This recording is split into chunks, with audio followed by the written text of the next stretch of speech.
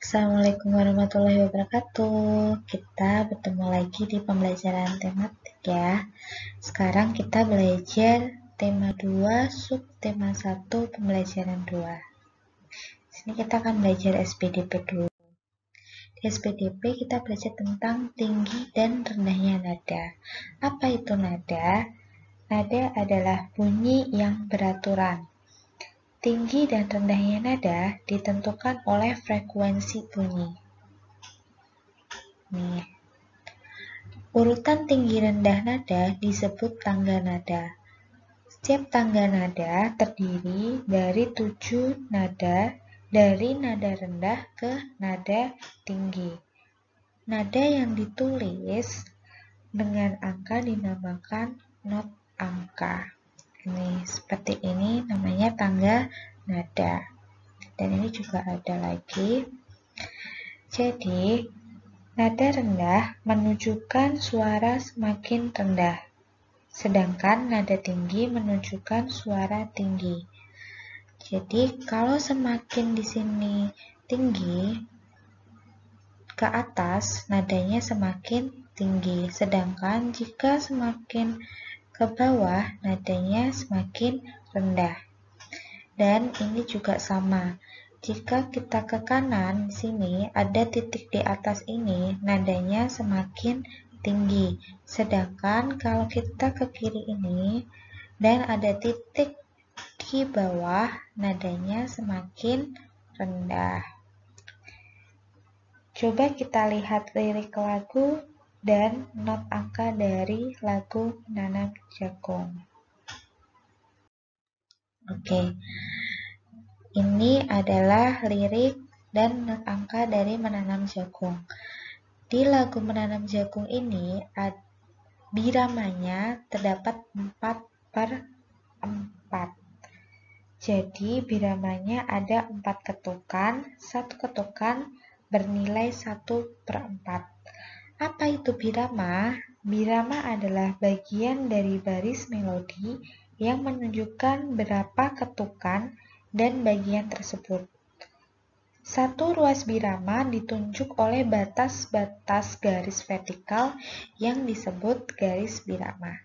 Jadi, satu birama itu dibatasi seperti garis seperti ini ya.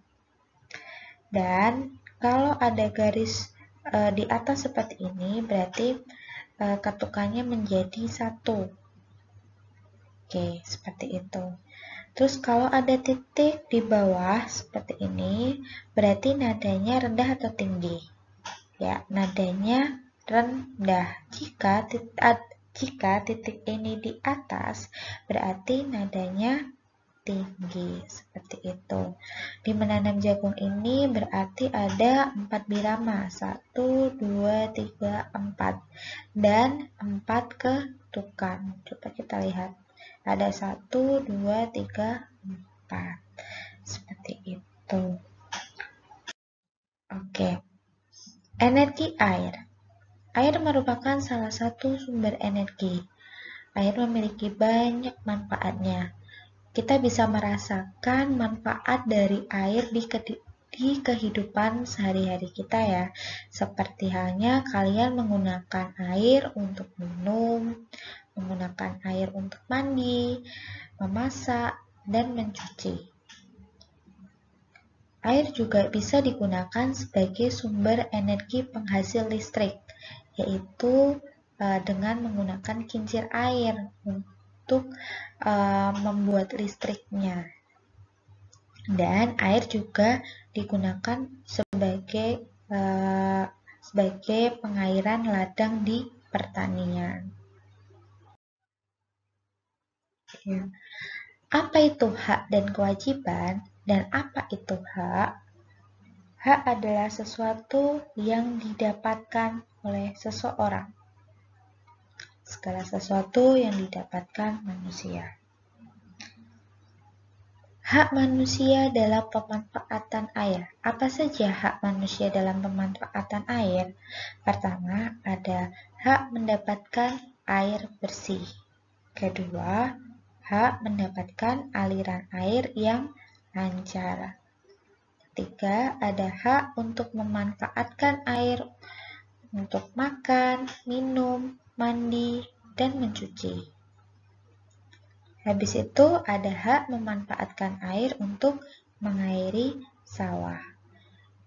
Sedangkan apa itu kewajiban? Kewajiban adalah sesuatu yang harus dilakukan atau sesuatu yang harus dikerjakan. Di kewajiban, apa kewajiban manusia dalam pemanfaatan air? Pertama, menutup keran jika tidak digunakan. Jika bak mandi sudah penuh, berarti kerannya harus ditutup sehingga air yang mengalir tidak mubazir atau terbuang sia-sia. Terus ada tidak mencemari air. Tidak mencemari air dengan cara tidak membuang sampah sembarangan, membuang limbah ke sungai dengan sembarangan. Jadi aslinya airnya bersih menjadi keruh, kotor, seperti itu. Tidak boleh ya. Di situ menggunakan air sesuai kebutuhan. Itu adalah hak dan kewajiban seseorang atau manusia dalam pemanfaatan air.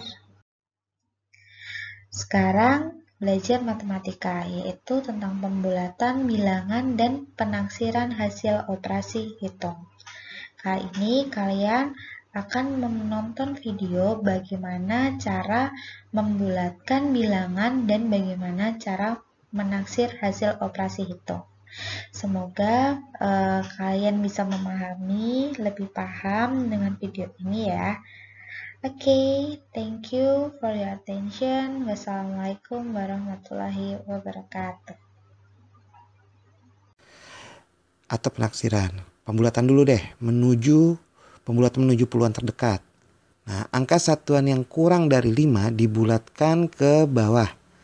Angka satuan yang lebih dari 5 sama dengan 5 dibulatkan ke atas. Itu buat puluhan. Contohnya, angka 68 dibulatkan menjadi 70. Karena posisi satuan 8 lebih dari 5, maka jadi 70. Angka 43 jadi 40. Kenapa? Karena posisi satuan 3 kurang dari 5.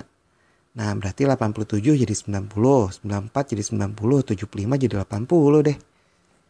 Gitu. Lagi ya.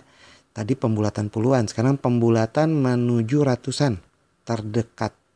Angka puluhan yang nilainya kurang dari 50 dibulatkan ke bawah. Angka puluhan yang nilainya lebih atau sama dengan 50 dibulatkan ke atas. Contohnya, angka 149 jadi 100. Kenapa? Karena 49 kurang dari 50. Angka 562 jadi 600. Kenapa? Karena 62 lebih dari 50. Nah, contoh lainnya 267 jadi 300, 248 jadi 200, 550 jadi 600. Gampang kan? Lagi ya. Tadi ratusan, sekarang pembulatan menuju ribuan. Nah, yang terdekat tentunya. Angka ratusan yang nilainya kurang dari 500 dibulatkan ke bawah. Itu aturan pertama. Yang kedua, angka ratusan yang lebih atau sama dengan 500 dibulatkan ke atas. Contohnya nih, 1678 dibulatkan jadi 2000. Kenapa? Karena angka 678 lebih dari 500, ya enggak? 1328 jadi 1000 dong. Karena 328-nya kurang dari 500. Gitu guys. Oke. Sekarang, nah gimana dengan penaksiran? Kita simak yang satu ini. Penaksiran adalah perkiraan yang dilakukan untuk hasil dari sebuah operasi hitungan. Nah, ingat operasi hitung ya. Untuk melakukan penaksiran kita harus menggunakan aturan pembulatan. Nah, gitu bedanya penaksiran sama pembulatan. Nah, intinya hasilnya bisa mendekati hasil operasi hitung yang sebenarnya. Nih, langsung aja ya. Misal, contohnya nih. Nah, itu misalnya nih. Lihat, Oke, kita mulai. Yang pertama, 1254 tambah 3675. Nah, 1254 dibulatkan jadi berapa? 1000 kan? 2675 dibulatkan jadi berapa? 3000. Ya kan? Di atas 500. Nah, hasilnya langsung. Hasil dari penaksirannya adalah 1000 ditambah 3000. Jadi 4000. Nah, bandingkan ke. Kalau kita langsung tambahin ya. Tanpa penaksiran. 1000 ditambah 2675 seperti di situ tuh. Seperti yang aku tulis nih. Mendekati. Ya kan? 7834 kurang 4390. Nah, sama. 7934 jadi 8000, 4990 jadi 4000. Nah, hasilnya mendekati.